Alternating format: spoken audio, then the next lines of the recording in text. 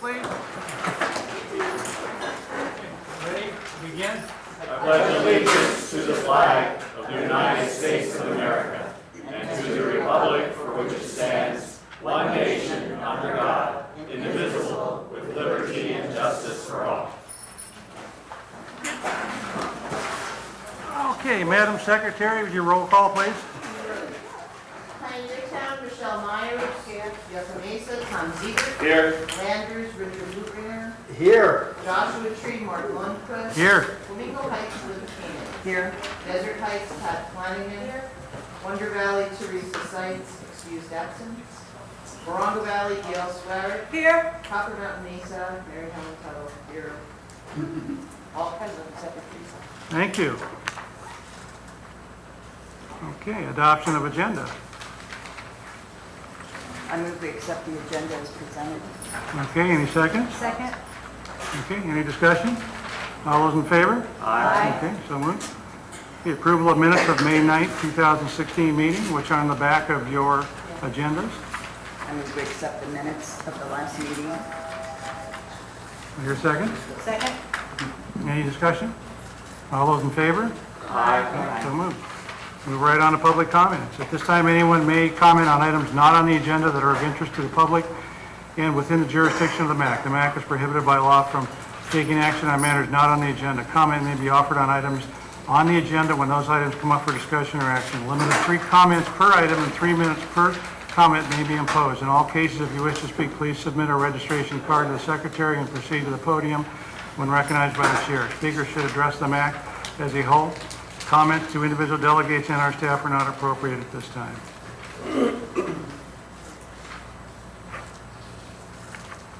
Okay, comments. And we have, starting here, Sharon Dove. Up to the podium there. Just state your name and city you live in.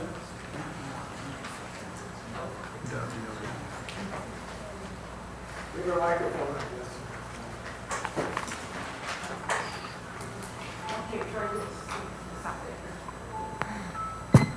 Hello? That work? Okay. Test. Can you hear me? Okay. Good evening. My name is Sharon Dove, and I live in Morongo Valley. I'm over 60 years old, and I'm retired. I'm speaking today to discredit any notion that illegal off-road vehicle activity is a victimless crime. It's not a victimless crime. Throughout the Morongo Basin, illegal ORV riding is persistent, widespread, long-standing, and well-documented. It brings excessive levels of speed, noise, dust, and fire danger. In Morongo Valley, I personally experience up to 6 or more adult males every day riding ORVs illegally through my neighborhood. They ride defiantly, at will, throughout the community roads and also into the San Gorgonio wilderness. As retaliation for complaints, I have been personally terrorized over the past 2 years by an organized network of ORV riders. Multiple vehicles ride around my house, speeding and honking their horns, creating excessive dust and loud noise. This is often repeated over and over for a few hours and has occurred also during the night. My fence and property signs have been vandalized. I have been harassed while in town and once by 2 cars and a truck while driving down the Morongo grade in a very dangerous rainstorm. Organized retaliatory intimidation is common to avoid enforcement. These are terrorist strategies which embody hate crime tactics and qualify as felony elder abuse when the target is over age 65. Agencies responsible for ORV enforcement are the Sheriff, BLM, and County Code Enforcement. Agencies have been responsive, but they operate over great distances and without sufficient staff or coordination to provide an effective response time. Uncertainty about ORV laws makes enforcement even more challenging. Noise limits and boundaries. First, noise limits. ORV activity is governed by San Bernardino County Ordinance 4103 and is also covered clearly in the County General Plan and Development Code for noise 8301080. The noise standards for residential areas from 7 a.m. to 10 p.m. is 55 decibels, and from 10 p.m. to 7 a.m., 45 decibels. The California Motor Vehicle Code Section 27200-27207 limit of 96 decibels is an OHV dealer limit, not a community guideline. Boundaries. The Sheriff's ORV brochure map shows clearly that there are no roads within communities open to ORVs. Improved language in Ordinance 4103 would carry forward the same map clarity. The ordinance could add a statement to the effect that only street legal vehicles are allowed on all community roads. Then the boundaries reflected on both the map and the boundaries described in the ordinance would be clear and they would be consistent. This psychological abuse against residents in a rural neighborhood carries the clear threat of hostile aggression. This is a crime. I can sincerely thank dispatch, the sheriff deputies, and code enforcement, and BLM out of Palm Springs for their compassionate involvement and their response. Thank you. Thank you.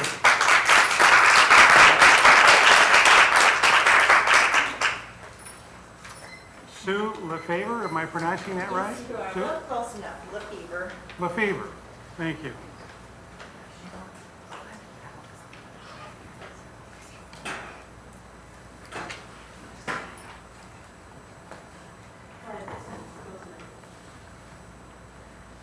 Hello, my name is Sue Lefevre. I am also a resident of Morongo Valley. I am also over 60 years old and I live by myself. I have a little ranch and I've been here for over 5 years, but I've been connected to the community since 1968. I too have been horrified by the brazen, criminal, off-road activity that has gone on consistently over the last, I'd probably say, 12 to 18 months. It wasn't that bad when I first got here, but it has gotten to where the point that they ride because they feel there's no limit, there's no rules, there's no one that's going to stop them, and that's their attitude, so that's what they do. I too have a letter that I have written, and I'm going to just go over a couple of the points of what we have been dealing with and the illegal activity that has occurred as a result. First of all, addresses of these illegal off-roaders have been provided to sheriffs as well as to code enforcement on many occasions. These addresses are very easy to get, as the tracks these criminals leave when they tear up our roads in our desert are clearly defined and simple to follow.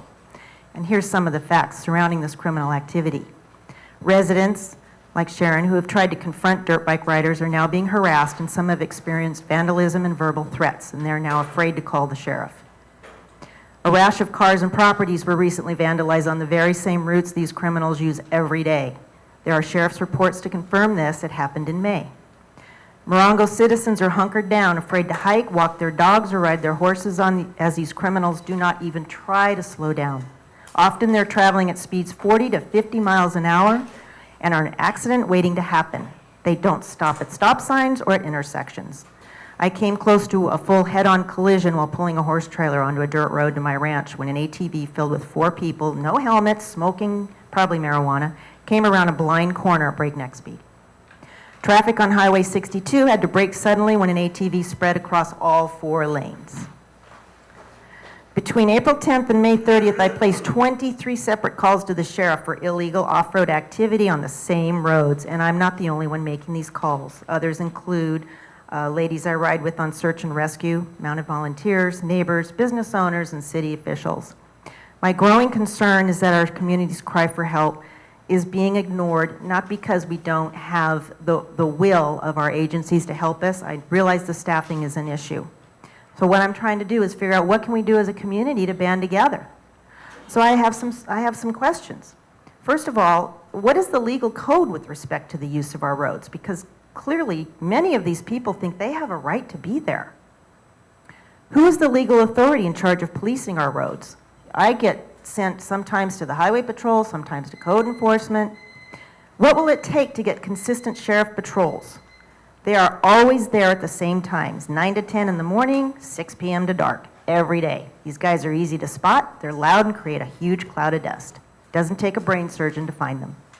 When are actual arrests forthcoming? Speeding, no license, drinking, drug use are just some of the infractions. Why hasn't any policing authority visited the local dirt bike shop, interviewed them to see what they're telling their clients? Why isn't there a flyer posted there listing what the law is, and at other similar shops, gas station, convenience shops that these criminals use, explaining where it is and isn't legal to ride? When can signage be posted on some of our roads manning off-road use? I mean, is it going to take someone finally getting seriously hurt or killed before these illegal activities are put to a stop? I'm here. Tell me what I can do. Thank you. Thank you. Rebecca Unger.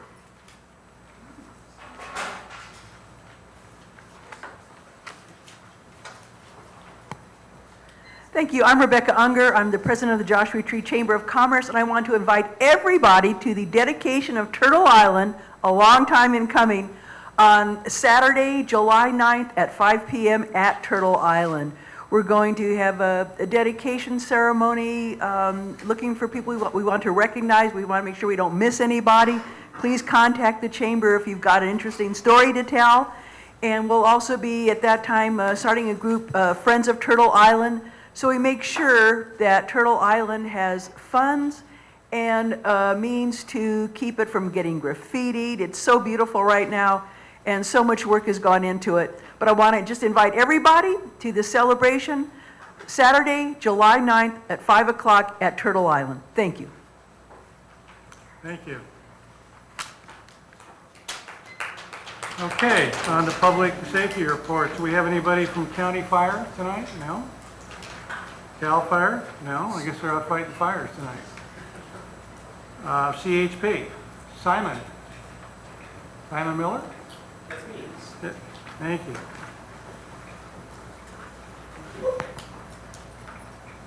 Good evening.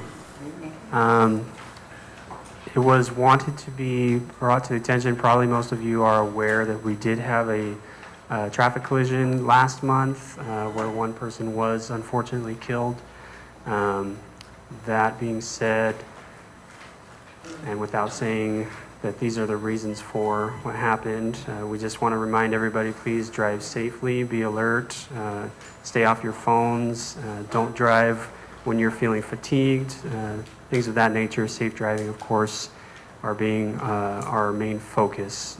So please, as a reminder to everybody, when things like this happen, take extra caution, wear your seatbelt, stay off your phones, know where you're going, things like that. And please report if you see somebody that looks like they may be intoxicated or fatigued. Do please call 911, because we are in a position to where we can help and prevent these things from happening. Also, on a side note, I am having somebody asked about a class for elderly or aging drivers. Those are available. I would be happy to put one of those on for anybody that's interested. We do have coming on the 30th of this month a Start Smart class, which is actually geared for the upcoming drivers, new teenage drivers. So we have that going on. If you call the office, if you have anybody that's interested, please pass that along. Call the office and schedule to be involved in that class. I will take as many as want to go. And if anybody is interested or knows somebody that's will be interested for the Age Well class, please call also. I'd be happy to do one of those anytime as well. And I'll take questions if anybody has them. Save them for the Sheriff's Department. Good call. Thank you. Okay, Sheriff's Department, Captain Jeff Joling. Hey, good evening, everybody. The most important thing I have tonight is to introduce Lieutenant Mike Barta, who joined us here about a couple weeks ago here at the Joshua Tree Station. So from time to time, if I'm not available, and I'm not usually, there will be times, Lieutenant Barta will be here. So treat him as good as you guys treat me. Let's go. Last month we talked a little bit about statistics. I didn't have any last month, so we'll do a couple of a couple of important items. We did have a fatality out in the 29 Palms Way in the past month. I think one of the mitigating causes involved distracted driving. So remember, when you're driving, keep it just at driving. If you have electronic devices or anything else, or you need to do anything else besides drive, pull off the road safely before you take care of whatever you need to do. As far as statistics go, residential burglary. Now we're covering statistics for May because it's June. We have to round up everything for the previous month. Last May we had 23 burglaries. That's May of 15 in the county areas. And May of this year we had 8. So that's a 65% drop. Okay, year to date we went, we had 87 through 2015. At this time last year, we're at 59. So we're doing pretty good. We had 16 non-residential burglaries last year, and this year we're at 9. So all other thefts that we're talking about, that were at 73 last year, we're at 59 this year here in 2016. Let's see, Grand Theft Auto, we were at 33 stolen vehicles in the county area last year. We're at 14 this year. So, and a lot of this is thanks to, the relentless work of the detective division. The patrol deputies have been focusing really hard to try and get the 1% of the population that victimizes the other 99% of the population here in the Morongo Basin. Now, I don't want to turn this into an OHV debate, and Mrs. Lefevre and Mrs. Dove, we're well aware of the issues in the Morongo Valley area. But let me give you a quick overview. When you do say lack of staffing, yes, that's true, but you must understand that the issue of illegal off-highway vehicle operation, those vehicles should not be operated on the roadways. There are legal places for them to ride their vehicles. They can ride on their own private property. They can ride on private property with written permission from a landowner. Or there's designated off-highway vehicle trails in the Morongo Basin. One of the largest ones up in Johnson Valley, but there are some others as well. The enforcement of that was recognized by the state of California years ago, that normal operations for law enforcement would not be able to include off-highway vehicle. Because calls for service, they must answer. I mean, people call 911, they have calls for service. And so they created a grant. At first, there were a smaller number of agencies that applied for it, and they had funding for it, and they distributed that funding out, knowing that it would be for overtime, where the deputies would focus strictly on that specific issue. Fast forward a decade, is many agencies now apply for it, and so what's allotted here to the Morongo Basin is a very small amount. We try and target the problem areas you're having in Morongo Valley. We're going to take all the information that you've sent in to either Mr. Lundquist or to the deputies. We're going to take all that and combine it, and we're going to apply the enforcement for everything that we can in the target timeframes that you say are applicable where the problem is, and try and see if we can educate as well as doing some enforcement. Now, part of the frustration is we've been through this before in other parts of the communities. Because remember, we have 2,700 square miles of county area. Is the deputy will be there, and then they don't come, and then that just does not. It's just irritating because you want them to be there so the deputy can grab them. But we will do our best. So with that being said, has anybody got any questions for me this month? Yes, sir. I mean, these guys are illegally running OHVs. That's kind of a misbehavior. But to intimidate these two women, that's an absolute act of a criminal act, and it should be dealt with directly. But they should not be intimidating anybody. You're absolutely correct. They should not. No. They're taking it to a completely different level from illegally operating, an off-highway vehicle on a roadway to a crime against a person. So, no, we're there to help however we can. Yes, ma'am, you got a question? I was really impressed by your from last year to date, you know, into this year, was there a lot of to do with the realignment? Was there a lot more people out on realignment last year for some of these home breweries and maybe something that they picked up again? Absolutely. A lot to do with that. Keeping you guys busy. A little too much. Yes, ma'am. Back to the previous question. So if elder abuse and this level of harassment, does that take it to a level where you can bring in other forces or get in some support? I mean, it does sound like it's above and beyond your normal big problems with OHVs. Well, depending on the circumstances, I mean, if it's a repeat problem, we could do that, or we could specifically address people using what grant funds we do have toward applying it toward that cause. So it sounds like you hope your department can, with the forces, the attention you'll give to it, you may be able to get a handle on it. We believe so. We'll do our best. We've applied for the 2016 grant for the funding for that enforcement. We haven't received it yet, but we're hoping we get it here in the very near future. So signage, things like that. We were doing signage, but what the state gave us for signage were plastic signs that you pound in the ground on like trails. Yes. It wasn't meant for roadway edges, Yeah. and they wouldn't last anyways on a roadway edge. Any other questions? Ones I know the answers to. What's that? I don't think this works. Does it? Okay. Actually, this isn't a question, but I want to thank the speakers to come forth with their experiences. This action took courage. Illegal off-road riding has made the jump from recreation to terrorism, with harassment tactics and intimidation that cross the line into crimes of hate and abuse of elders. It is important for all of us to become aware and to take our rural neighborhoods back. Law enforcement needs all our help with this. Please pick up the sheriff's brochure from the table and read it.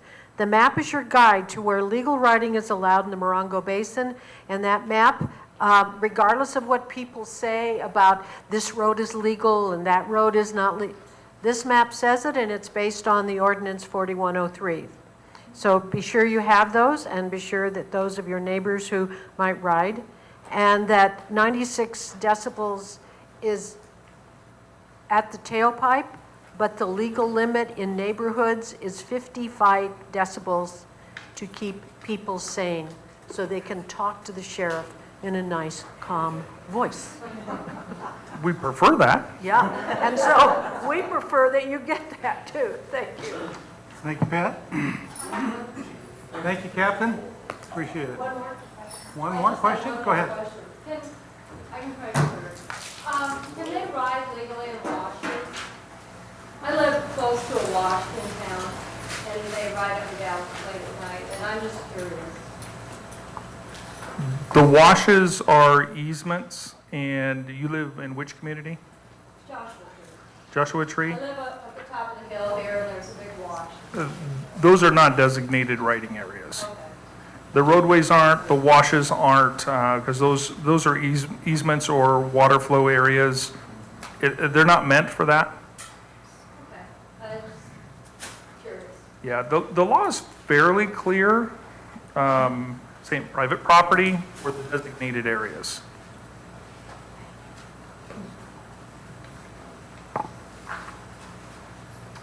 Thank you, Captain. Appreciate it. Okay, on to our feature presentation. Dina Fuentes, San Bernardino County Community Development Housing Director, will present information on the proposed Josh Street crisis residential treatment, and she has brought a capable staff to answer any of your questions. And we might as well have the staff come up and we'll introduce ourselves. There's myself. I'm sorry, what? There's myself and Kathy Brown with the Department of Community Development and Housing, and for whatever reason, I have a hard time enunciating that department. And I also have with us Andrew Grucci and Sharon Nivens, who are Deputy Directors with the Department of Behavioral Health and also Shaniqua Freeman, who is also with CDH with the housing group. We wanted to present to you today is an overview, if you can go to the first slide, is an overview relative to what we're proposing within the Morongo Basin. One of the items that the Board of Supervisors has challenged the county staff, and particularly DBH, is with finding opportunities to expand mental health services, mental health services throughout the county, because that is becoming more of a need.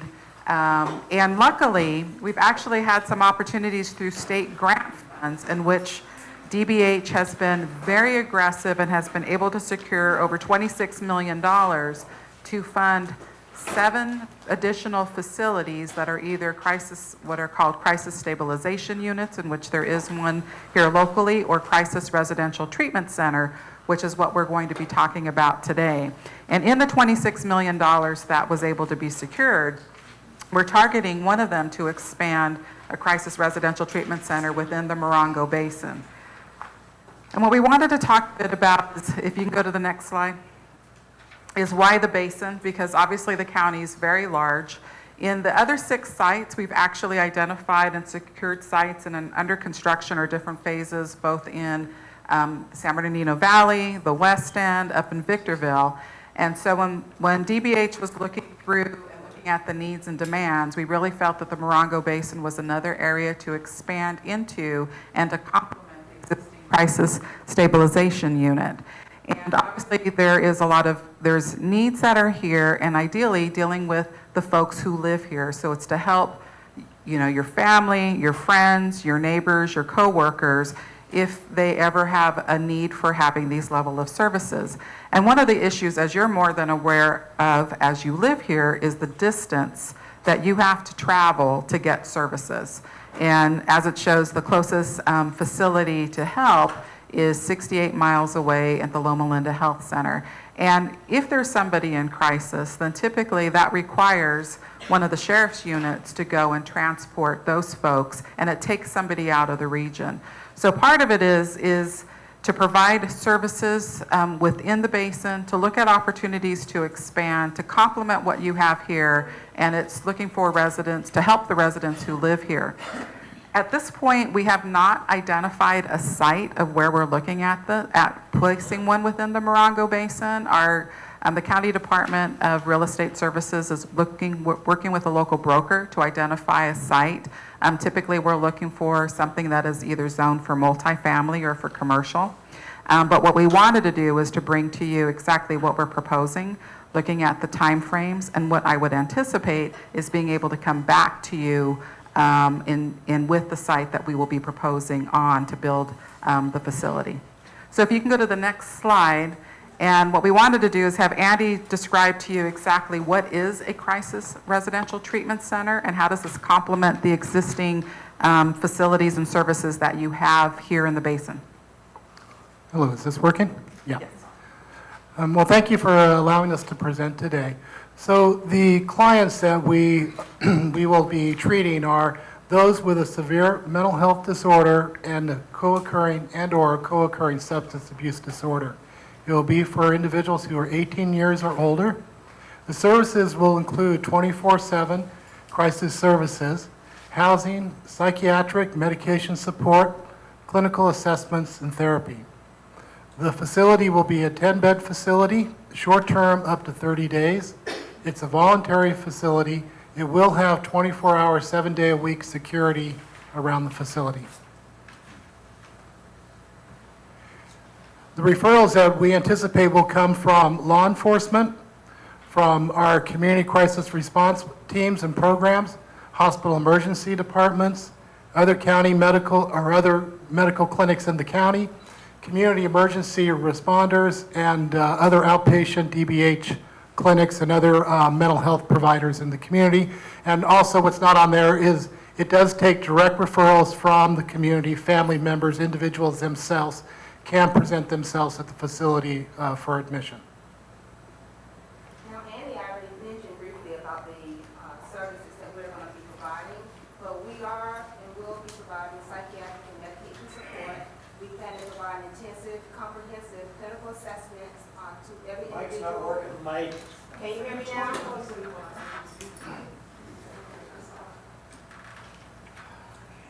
Can you hear me? Yes. Okay.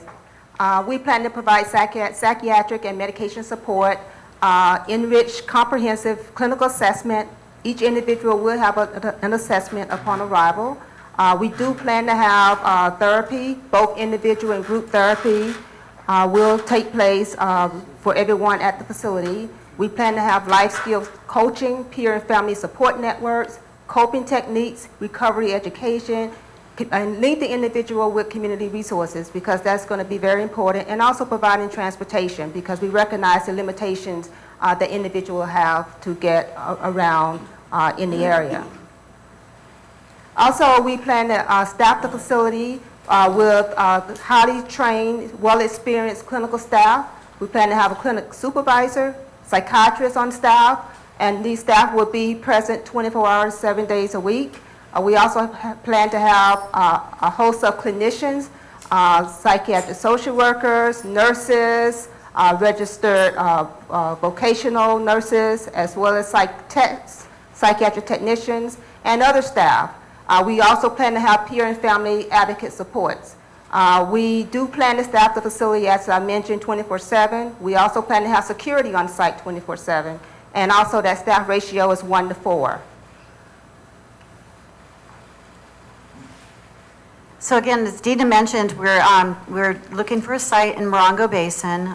We're looking for a site that's generally about 1 to 2 acres in property. And again, as she mentioned, properly zoned. That would be high-density residential or commercial properties. The building itself will be around 10,000 square feet. Again, it was mentioned that there's 10 beds. And again, which is also mentioned, it's going to be fully secured. And we did want to point out that this building, we are trying to build to all of the current green building standards, water efficiency landscaping, and we are looking into getting a grant to put solar panels on the building. So we're looking at every way to make this building energy efficient, low flush toilets, high use air conditioning units, obviously like drip irrigation and things of that nature. So we really want to make this building a sustainable building.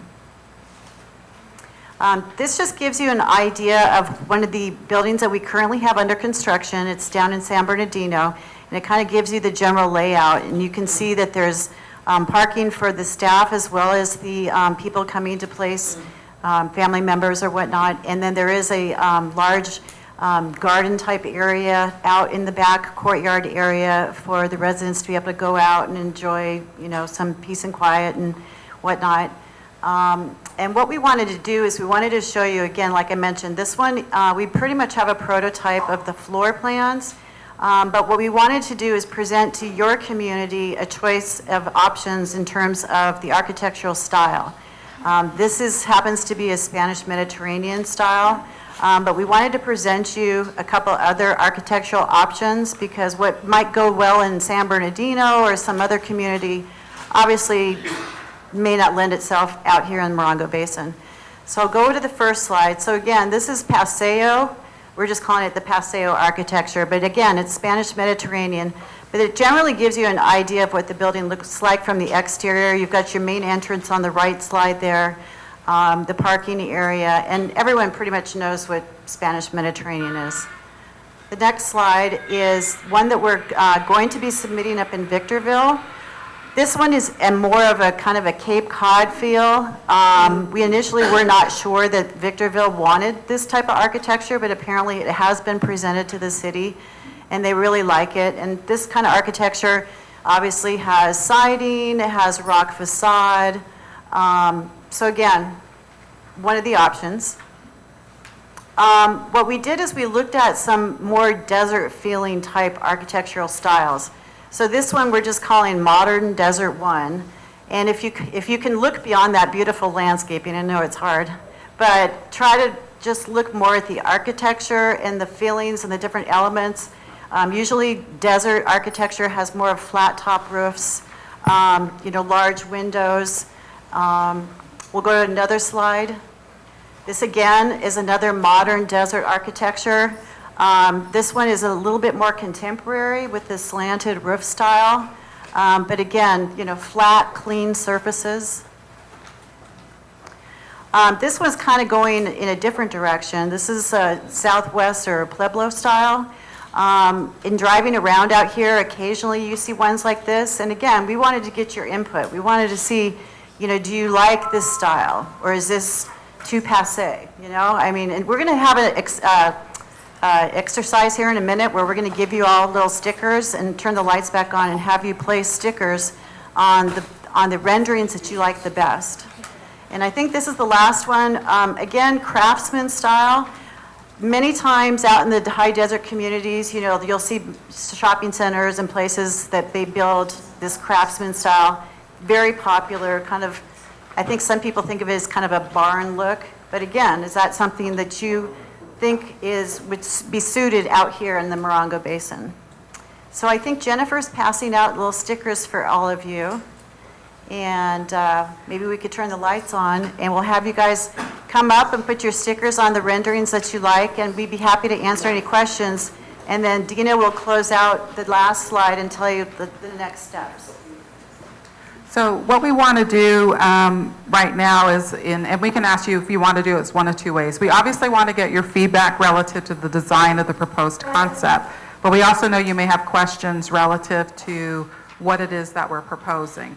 So I don't know if you want to ask questions on the actual, what the crisis residential treatment facility is and concerns or options that you have, or we can go into the architectural style, because ultimately wherever we build, because again, we have not identified a site as of yet, we are still going to be, we're working with a local broker to look for multifamily or commercial facilities to be able to place this. But we really do, when we find that location and have these grant funds that have been secured by the state, be able to build something that you feel fits within the basin versus us just coming and telling you, here, take a look at this, and this is what we're putting in there, since we have the opportunity to design it for the community character at this point. So do you want to ask any questions relative to the services right now, and then we'll go into the architectural feedback that we want? You want to ask questions first? And let me just go real quick so you'll know timing. If you can go to the next slide real quick.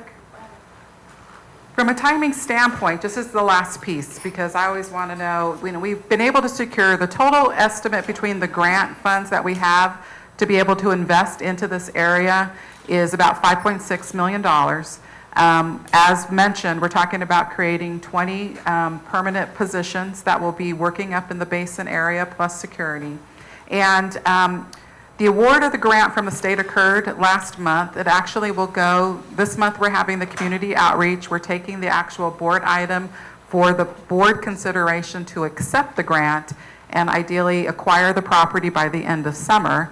And then we will go into selection of a contractor and undertaking all the stuff that you normally do to get to the point of starting construction in the beginning of next year. And then usually it's a 10 to 12 month construction schedule. So we would anticipate, if everything fell into place, that in spring of 2017, we would be in a position that this facility would be added to the resources that you have up in the basin.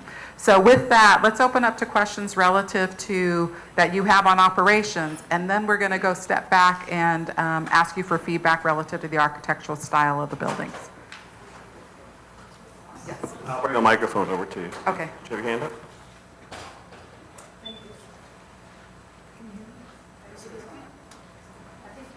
You just have to talk.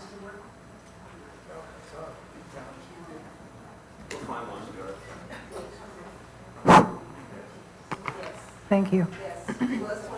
There was at one time a facility here for emergencies, and have walk-in and referrals and everything, and they shut it down, excuse me, and they gave away all the furniture in the building, which really pissed me off.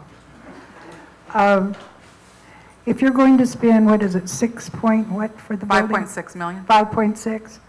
How long will this other 26 million last with these employees? How long do you expect it to stay open before it goes defunct?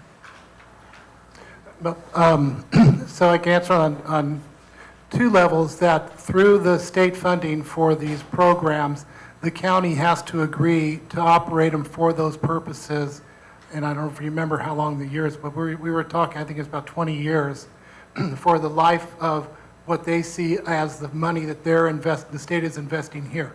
So we have to agree to continue operating it as a crisis residential facility for that amount of time. And that's the minimum. That's the minimum commitment, is 20-year 20 years. commitment for operations. Okay, thank you. Oh, and one point, I'm sorry, I had a date wrong.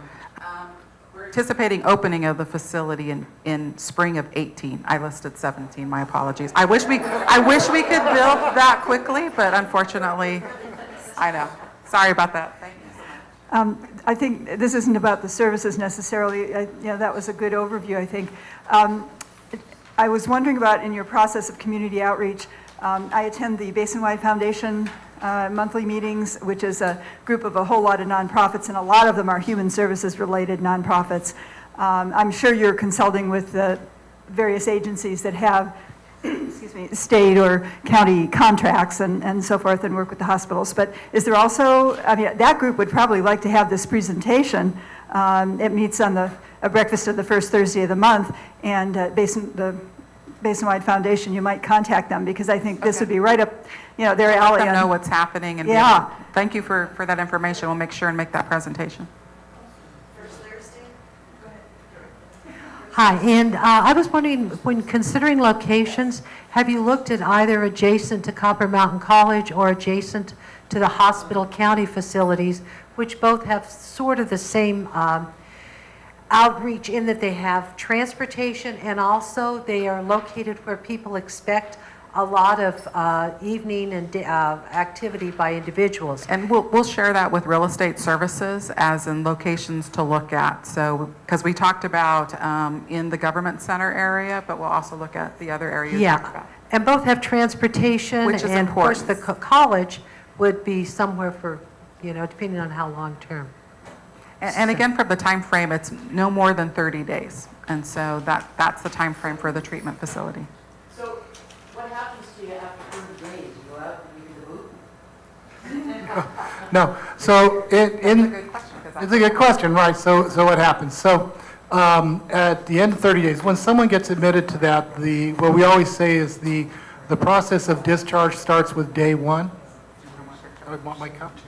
And we start doing the plan of discharge, which is linking them up to services that they might need. And so we have 30 days to work on that. So you have the mental health services that are going on in the facility, and then you have the other services, you'll be linking them to outpatient mental health services, continued psychiatry services, so other social services they might need, housing support that they might need. Will all be part of staff that will be working not in that program, but as case managers helping with the discharge plan those individuals. Because if we don't do that, someone is going to leave and they're going to come right back. Yeah. So, yeah. Age-wise, you start at 18, you go up to seniors and past. Yes. And I also had, I guess, thinking same as Lorraine and Victoria, we do have a Morongo Basin Healthcare District that we had a hospital and then they affiliated with Tenet, but the healthcare district stayed, and they have behavioral health, they have the federally qualified health clinics, the family clinics, they do have a transportation program, and I agree, over by it's on White Feather. There's a county services building, the hospital, continuing care skilled nursing facility, and if you're over at the college, they have an incredible nursing program. They start with the CNAs, VNAs, all the way through nursing. So it's also an opportunity there, but definitely, and as they were saying, where activity late at night or coming in on an ambulance, some people I'm sure will, that is not in a heavily residential area, but there are, I think, some good placings for you if you're thinking about Joshua Tree. Okay. And remember, we are in a drought, so we're also looking at water availability. Exactly. And it's also interesting to hear about the nursing and staff available. One of the things about this particular area is that it's not currently designated for a loan repayment program, and that's one of the things that we're seeking to do should we enter into the community here, because we think that's very important to try to recruit and retain staff here in the area as well. And you're talking loan repayment for education purposes? Absolutely, yes. Hi. Well, the need is certainly great, but I wanted to check my understanding. The money that you quoted is for the building, not for running it every year for 20 years. It's just the building. That is for the capital improvements for the building, but they do have funding commitments for operations that has to be provided. So there's like a match relative to it. So what you saw was for capital improvements. Okay, so where does the other money source come from? In order for us to get approved for the grant, we had to demonstrate that we were able to sustain the program. And so the county has included some MHSA, which is Mental Health Service Act funding, in this particular project for ongoing sustainability of the project. And also because it is a grant-funded project, we have to continue to report to the state to ensure that we're following the guidelines and ensuring that the program is in operation and we're doing what we told the state that we would do as far as funding that program. But it's kind of the same question I asked you when we first started. Sometimes the clients also may have Medicare or Medicaid, and you might want to talk about that because because that's exactly what I asked them. There's one thing about building, there's another thing about operating, and they need to be connected together. Yes, so the licensing for these type of facilities is done by two state agencies. One is what they call community care licensing, which license residential facilities as part of the State Department of Social Services. So it has to meet that requirement. Once it meets that requirement, gets that licensing, then the State Department of Healthcare Services will certify it as a Medi-Cal provider for crisis residential, which means that then we're eligible to be able to bill Medi-Cal for the services that are provided in there and/or Medicare for those services, which also helps sustain it. Part of in the grant what we had to do, and the CEO's office of the county was to allow us, we had to budget in our department budget out 5 years. So we had to show to the state that we have funding available out 5 years from the time that this program is up and running to be able to sustain it with the funding in the budgets. And so the state required a 5-year projected budget showing that we actually do have the money to do that. Not just saying we have the money, but that we do have the money. My question is, there's a crisis walk-in center in Yucca Valley. How would that impact that? And also, I like the idea of the rural area to have it in, but a lot of people can't come to a crisis walk-in center in a rural area. So first to answer that, the Valley Star is our contract provider for the crisis walk-in clinic with our department. And somebody mentioned High Desert Medical Center or High Desert Behavioral Health. They're our contract provider for outpatient care. So with their contracts with our department, we have a network and a link to be able to work that. So the crisis residential facility fits kind of into the system, and say somebody who is or somebody who goes to the crisis walk-in center for stabilization, and they can only stay there for up to 23 hours.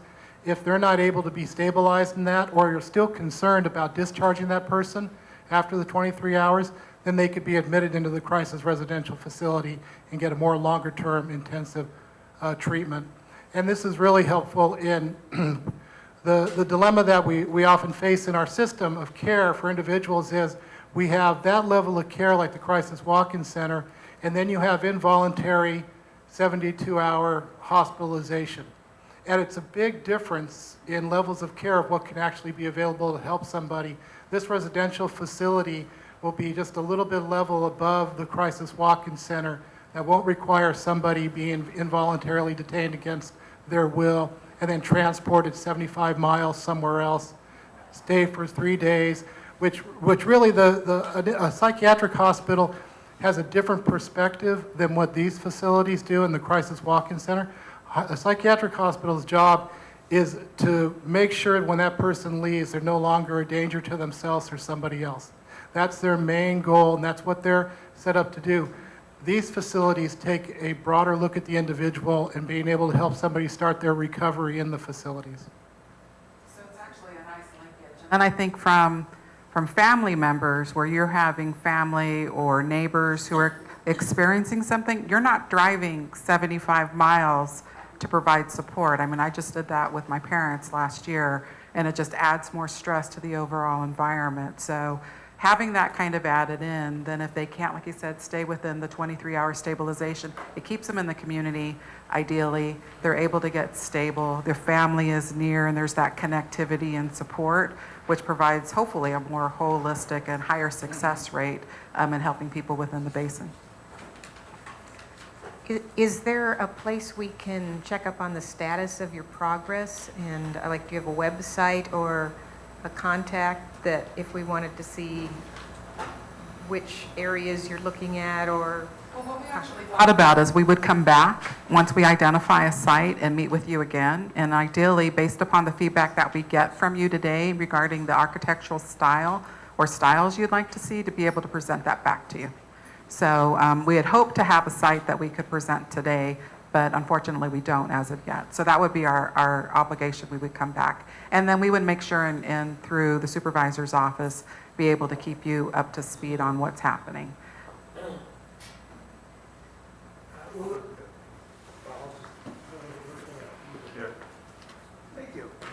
Will this also be available to people with private insurance, or is it strictly a public facility? It can be available to individuals with private insurance. Sharon mentioned earlier, part of the funding is the Mental Health Service Act funding, which was a proposition back in 2004, which provided funding to county public mental health products. So we have that funding available to cover the cost if somebody has private insurance. We also have the ability, though, with this to bill in, to reach out to insurance companies and see if they're willing to pay. It's a daily rate, and see if they're willing to provide that in their coverage. But somebody would not be denied entry in the facility based on insurance or lack of insurance to this facility.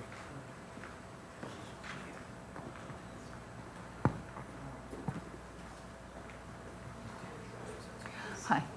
Earlier you mentioned that the need has gone up for providing care. Do you know what caused that?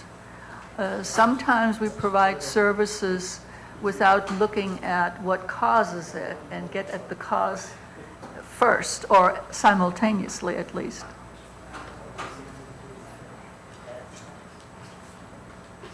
Well, we've noticed the increase in demand. We currently have staff here. We've noticed the increase in demand. We went back to look at the figures when we actually developed the grant, and we were seeing, a lot of cases in this particular area, a lot of unmet need. We've met with a lot of our stakeholders during this process and looking at those that frequently visit the Arrowhead Regional Medical Center that's driving out of the area, and also the clients that we're serving in the system. We recently co-located some staff down here from our community crisis support teams with law enforcement. So they actually go out with law enforcement right now on those calls, and they're seeing the demand rise considerably. Have you done any kind of looking at that data recently, kind of what's triggering that increase at this point in time? Is that's kind of Yes. There's something within and the what kind of people tend to need that most? Well, so it's always hard to get to the causation of a number of issues and what kind of people are. We find that it's individuals from all walks of life. And so this facility, we think a lot of individuals who are maybe kind of alienated from their families due to their mental illness. They might be at times homeless, that this type of facility would be beneficial for that. It will also be beneficial for those individuals who have a mental illness, but it's been managed for a number of years. And what we do know with mental illness is that it can be managed and be successful for a number of years, and then simply because of factors that are really unknown, sometimes it's just maturation and age, they have a psychotic episode. They might not have had one for 10 years, and the facility be available for that. We do know with a large population with individuals who have a very severe mental illness that substance abuse goes along with it. And you never can really say, well, is the substance abuse the cause of the mental illness, or is it a self-medication of the mental illness and substance abuse? It's difficult to tell. The approach to treatment is the same, which either way you want to look at it. local trend. It might be a regional or national trend relative to mental health. And that would be kind of, how does this trend compare, and it's just a statement of where we're at. You're looking at a 10-bed facility. Are you looking for increasing this? Because most of us know this area. It's sized at 10 bed, but the size of the building allows for expansion if demand increases. Thank you. And I also want to bring up too, I know someone mentioned transportation. During this grant round, we were successful also in receiving several vehicles from the state. We received 8 vehicles for mobile crisis response as well. So of course, here in this area, we already know that we will have to designate some resources for mobile crisis response. And so that's something that we're going to be adding to our system of care here in Morongo Valley. I think just to add into this facility will be for the residents in the community here in the Morongo Valley. And so we do realize that there's a vast distance between all the different communities. And with our Crisis Walk-In Center, part of what our department does is we also fund for that contractor money for them to buy vehicles. And this facility will also have its own vehicle. So somebody who's admitted into the facility and they do their 30 days, they just don't get released out the door. That they have to have a discharge plan to somewhere to go to, and it's part of the facility's responsibility or our case management team to get them from the residential facility back to where their home might be. And I guess just my overall observation, my group, we do specialized development. That's part of the community development aspect of what we do. And we've been working with Department of Behavioral Health for a couple of years. And having friends who have had family members undertake unexpected, crises in other counties, in listening and working with Sharon and her group, wishing that other counties are implementing the same model that our county under the leadership of the board in trying to expand mental health services. And so I applaud them from that standpoint as kind of my third-party perspective of watching it. And I think it's a value of what they're expanding into the region. And I think we're lucky because they've been so aggressive in getting that $26 million that is a statewide competition to come into San Bernardino County. So I think we're real fortunate from that standpoint on what we're doing. So with that, if there's no more questions, we really want to get to the point of, Kathy's going to lead you through, it's a very simple exercise. Jennifer had handed out kind of our little voting mechanism, and it's very simple. She's going to lead you through this, and then we will be, give us the feedback that we need. Okay, so if you want to, I don't know if you want to go row by row, or just come on up.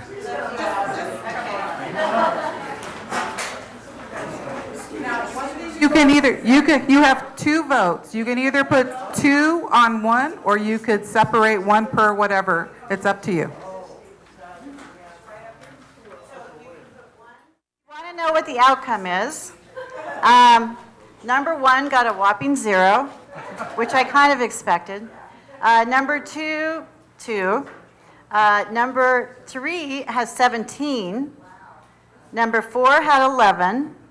Number 5 has 19. And number 6 has 3. So I was just talking with Dina, and we were thinking that we would love to go meet at the other group the first Thursday. And we were wondering, do you think we should do this exercise with that group as well? Okay. And then what we also talked about is this, at least, because we don't know where we're building yet. So you've given us some options to figure out what may fit into that neighborhood, which helps us. And we know what you definitely don't like. It is. Trust me, it's very helpful. Well, with that, I want to thank you for letting us present to you. As I mentioned, we'll come back once we actually have a site that we're hoping to purchase, and then we'll have it at least kind of laid out so you can see how it fits in, just to keep you in the loop. So from that standpoint, but so thank you very much.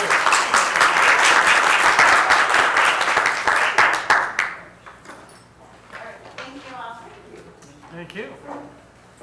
We've got one more item on our agenda, and that is reports by the MAC.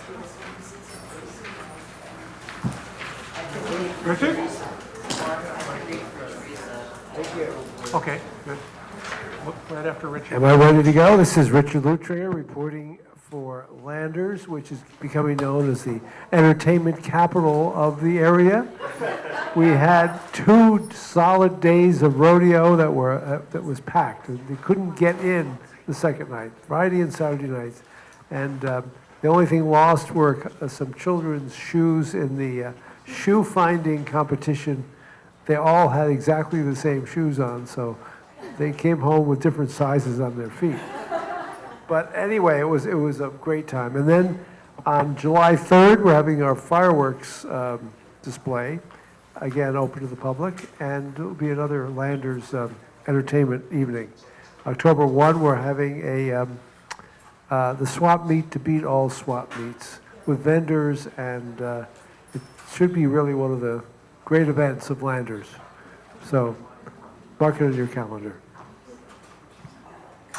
Okay, Tom Siegert from Yucca Mesa. The Andromeda Society Club meeting and Star Party will be on Friday, June 17th at 6 p.m. Our next swap meet is Saturday, June 18th from 8 a.m. to 12:30 at the Yucca Mesa Community Center. We have the swap meets on the first and third Saturdays of the month. Friday, June 24th is our potluck and community forum starting at 6 p.m. Barbara Harris will talk about Giant Rock. And that's it. Thank you. Gee, I've got good news this time. Early in May, I received a telephone call that the nutrition center here in Joshua Tree was being closed. I made a lot of calls and found out that they did not want to pay the rent that was being requested. This is a senior program for people 60 and over. But with the guidance of Mark and the supervisors, it's going to be open because they're not going to have a reduction in their rent. So thank you, supervisors, Mark, everybody that was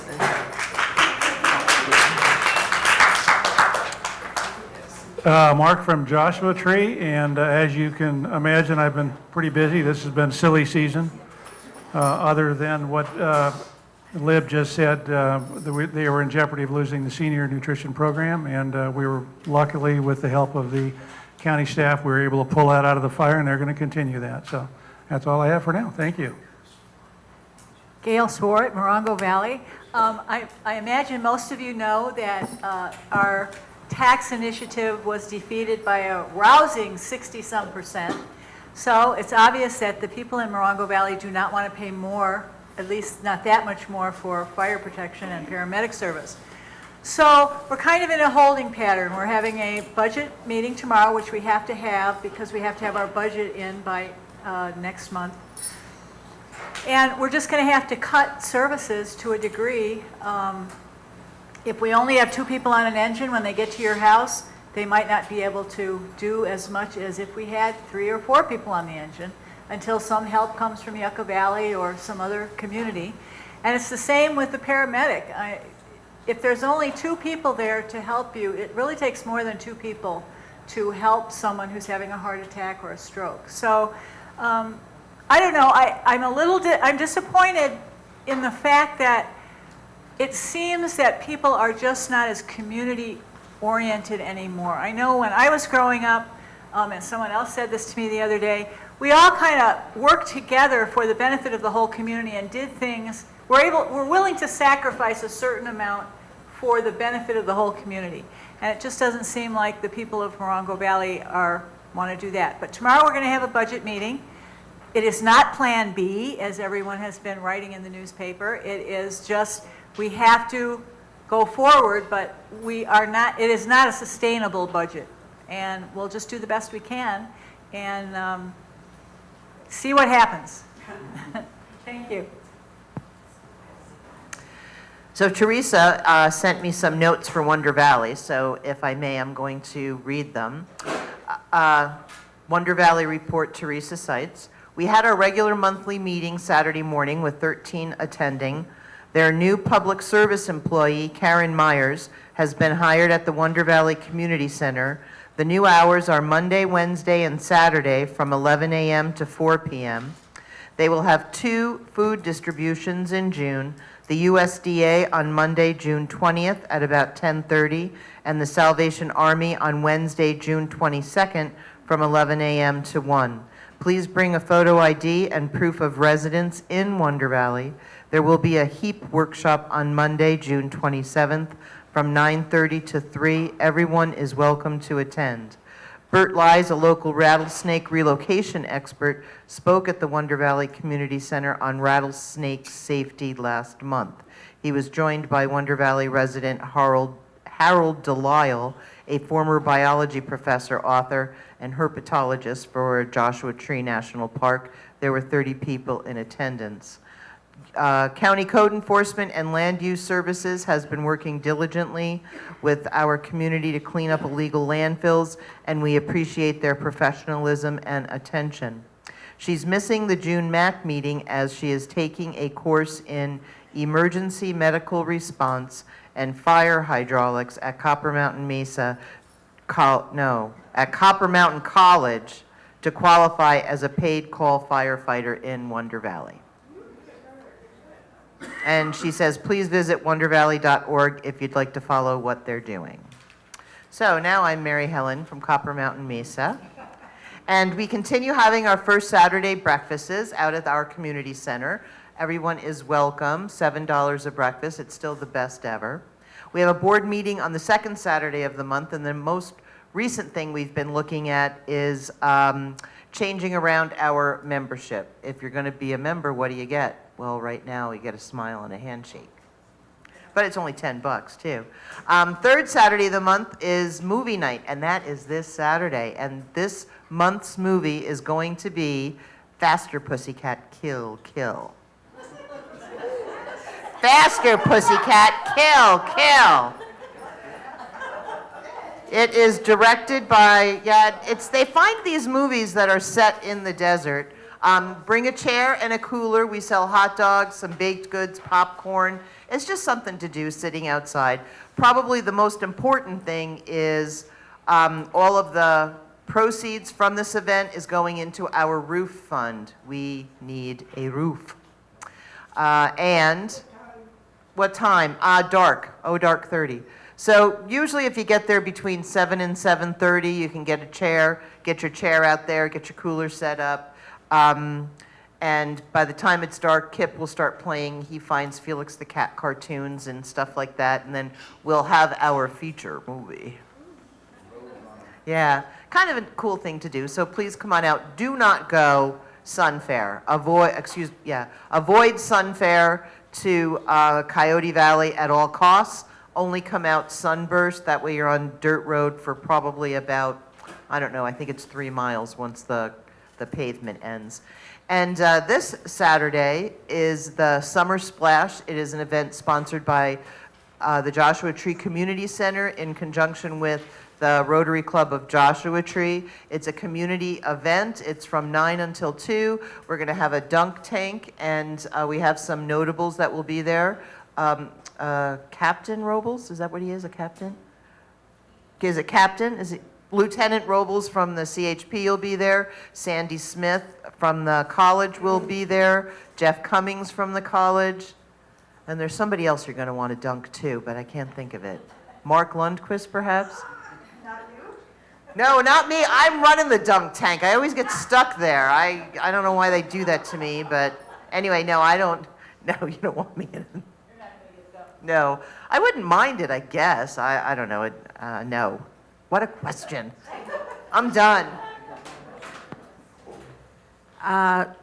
Last Thursday, the Pioneer Town Water Committee held a meeting to update residents on the status of the 23-year saga to bring clean water to Pioneer Town. The project is likely to cost $5 million. The state has a verbal commitment for $3 million. There's $2 million to find. There was a discussion about a low interest loan.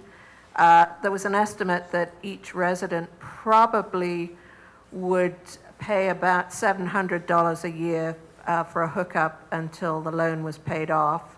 There was some discussion about finding other grants that might be possible. The meeting was really to update the community and to sound out whether we should keep on keeping on. And the mood of the meeting was, yes, let's move forward.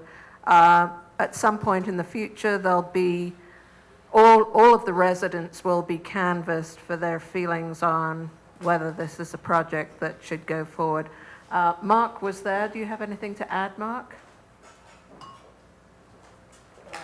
No, not really. It's just an update from Special Districts, who is actually working on the project itself.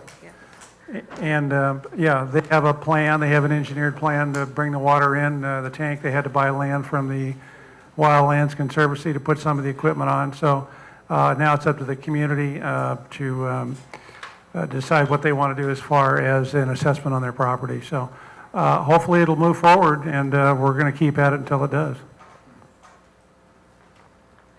So here I am from Desert Heights, and I have a request.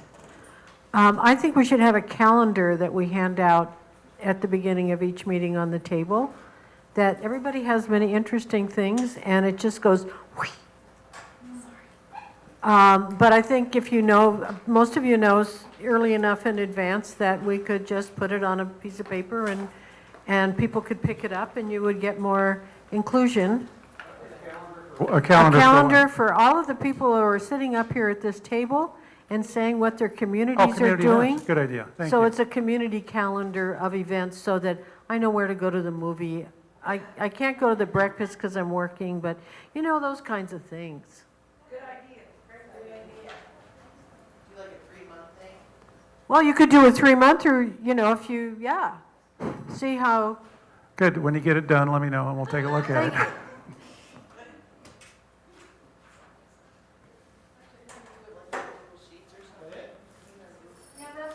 I've been working on off-road vehicle events.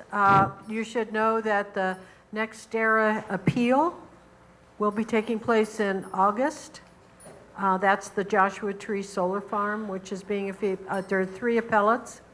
So that's going to be exciting. Those are community things that are just kind of moving along.